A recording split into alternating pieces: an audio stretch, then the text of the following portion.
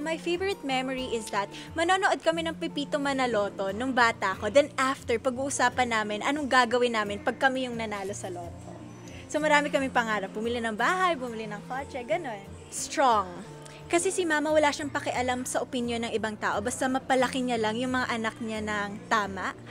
Kasi kahit single mom siya, ginapang niya talaga yung pag-aaral namin. Sa private school pa. At kahit maraming tumataas yung kilay, basta para sa mga anak niya, ibibigay niya lahat. Si mama, tinuruan niya ako maging matatag sa lahat ng desisyon na gagawin ko. At kahit mag-fail man ako sa buhay, palagi ako nire-remind ng mama ko na tumayo at marunong tumanggap ng pagkakamali.